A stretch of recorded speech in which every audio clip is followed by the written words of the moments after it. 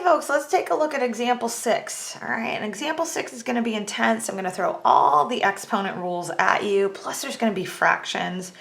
So I ripped this little table out from a different book, right? So they have different letters, but again, we don't want to marry ourselves to the letters, but these are rules for rational exponents. So if R and S are rational numbers, meaning all of these things are fractions, right? And A and B are real numbers, okay, then all of the following are true. If you have a power times a power, you add those exponents.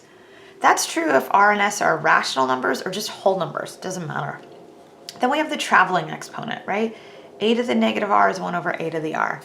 Take note that the negative exponent is on the left side of the equation, and once I travel it to the denominator, I don't have that negative on the exponent anymore, right? And if you have A to the R over A to the S, if you have a power divided by a power, subtract those exponents, okay? And if you look at A over B to the negative R, right? Take note that it's to the negative R, traveling exponent. A is going to come down to the denominator, B is going to go up to the numerator, and I can distribute that exponent over division. You can distribute powers over multiplication and division. You cannot do it over addition, subtraction. So A over B to the negative R, flip-flop A and B, right? B to the R over A to the R. All right, power raised to a power, multiply the exponents. All right, and here we are, right? We have a product, and then it's got this exponent here. I can distribute that power, right? A to the R, B to the R. So again, if you have, I'm going to do it here. If you have division or multiplication, you can distribute exponents. And as we saw an example, I believe it was, if I scroll back, and we saw an example 4F, you cannot distribute exponents over addition and subtraction. Here I am distributing again, right? It's over division. A over B to the R, I can distribute that exponent, A to the R over B to the R, okay? And what I mean by you can't distribute over multiplication, or I'm sorry, addition and subtraction, if I had A plus B to the R, this is not equal to A to the R plus B to the R. You cannot distribute an exponent over addition or subtraction. You can over multiplication, division. All right, A to the negative R, traveling exponent, so I make this 1 over A, right? A traveled to the denominator, raise it to the R. All right, so with all of that, let's just see how we can simplify all of these terms that are in example 6. All right, so I'm going to scooch this up, and we're going to play this out. And some of these are going to get pretty lengthy. Oh, it's going to be a good time. Here we go. All right, I've got two powers. They're the same base, right? 11 to the 3/4, 11 to the 5/4. All right, and I'm going to go ahead and combine these. If I have a power times power, same base, I can add the exponents. And the rules say write with only positive exponents. Okay, so this is then going to simplify to 11 to the 3/4 plus 5/4, right? If I have a power times a power, I can add those exponents. And fortunately, these two fractions already have common denominators. So if I'm simplifying this, this becomes 11 to the, okay, when you have common denominators, you keep the denominator, add or subtract the numerators. So in this case, 3 plus 5 is 8. 8 over 4 is 2. Oops, excuse me, I got an appointment. Let me clear that out, and hopefully that won't make noise again. All right, so then I've got 11 squared, which is 121. All right, so let's keep moving along here.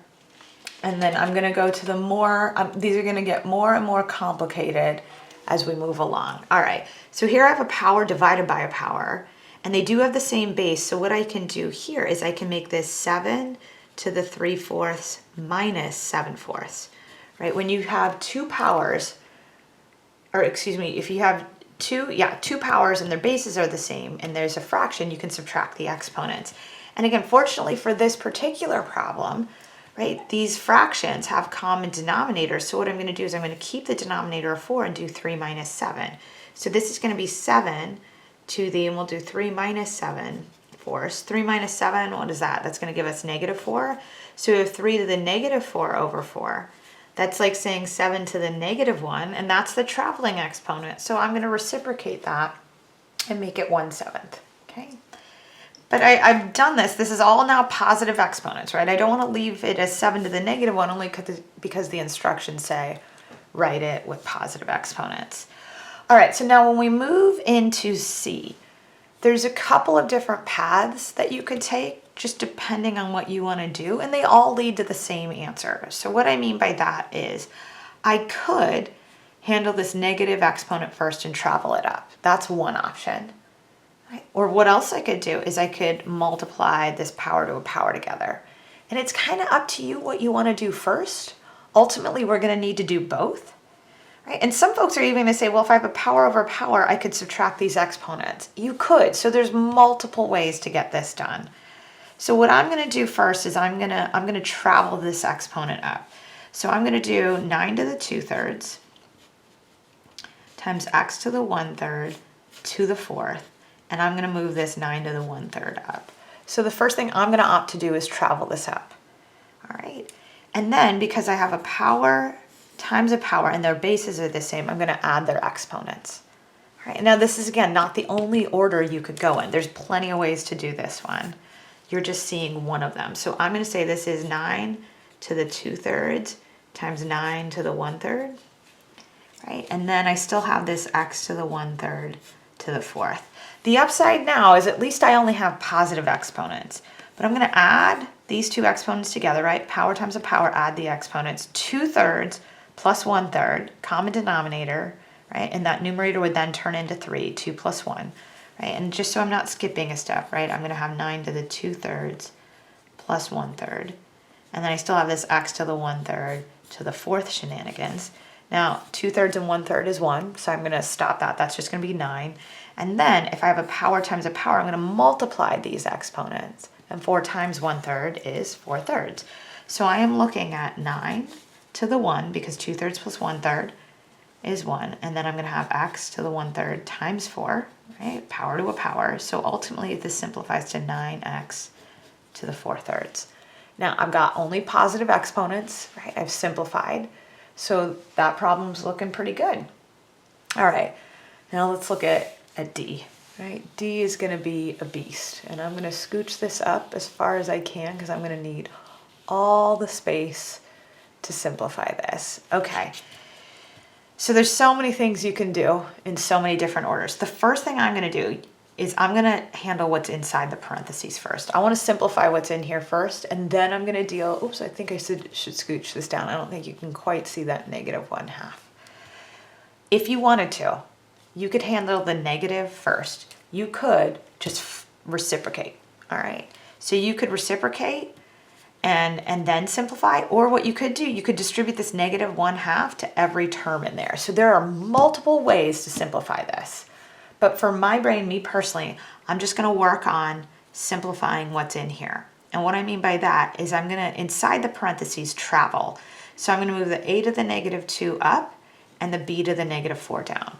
But I just want to be clear, this is not the only path you can take to simplify this. There are multiples, but I'm going to leave the negative 1/2 out here. All right, so I'm going to keep the a cubed here. B to the negative 4th is going to move down. All right, a to the negative 2 is going to move up to become a squared, right? And then I have b to the 1/5. So that's going to be my first step, handling the traveling inside the parentheses. I'm still going to need to travel. I kept this negative exponent, but when I, inside the parentheses, moved the b down and the a up, I stopped writing the negative exponents. Now I'm going to add powers, right? If I have a cubed times a squared, I can add the powers. B to the 4th times b to the 1/5. I can add the powers, right? I can add those exponents. So now I'm going to simplify. This is going to be a to the 3 plus 2 here. And then I'm going to have b to the, what do we have, 4 plus 1/5. All of that to the negative 1/2, okay? All right. When you do 4 plus 1/5, right, that's going to be, this 4 I could rewrite as 20 over 5, right? So 20 over 5 plus 1 over 5 is going to be 21/5. So let's go ahead and simplify this. I am looking at a to the 5th, and I have b to the 21/5, all to the negative 1/2, okay? All right, so now that I've simplified what's in my parentheses, now I'm going to handle this negative exponent here. And that negative is just telling me to take a reciprocal.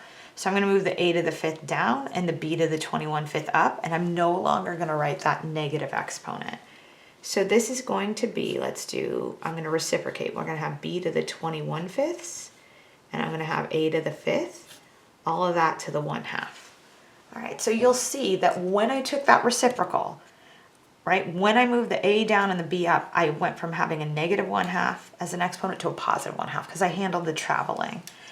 And then the most I can do is I can distribute this 1/2, right? I can send it to the numerator and denominator, and a power times a power is still, I'm sorry, a power raised to a power, you're going to multiply exponents. So I'm going to have b to the 21/5 times 1/2. And on the denominator, I'm going to have a to the 5th times 1/2. And when I simplify that a little, this is going to be 21/10. Oops, that's the letter B. Excuse me. I got b to the 21/10. And then I've got a to the 5/2. I've got positive exponents, right? And that's as far as I can simplify, which is fine. That was plenty. All right, when we look at E, I've got a monomial being multiplied to a binomial. I'm going to distribute this. So this is going to be a to the 2/3 times a to the 7/3 plus a to the 2/3 times a to the 1/3. And fortunately, this one's a lot simpler. D is a beast. E is a little bit simpler. I've got a power times a power. I'm going to add those exponents, and fortunately, they already have common denominators. So 2/3 plus 7/3 is 9/3, right? 2/3 plus 1/3 is 1. 9/3, it's just the number 3. So ultimately, I have a cubed plus a. And I'll just put equal signs here. So this one might have looked ugly. It didn't, in my opinion, it wasn't as bad. I think D is the worst one in here, and E might look ugly, and then it simplifies pretty nicely. Okay, thanks so much. Bye.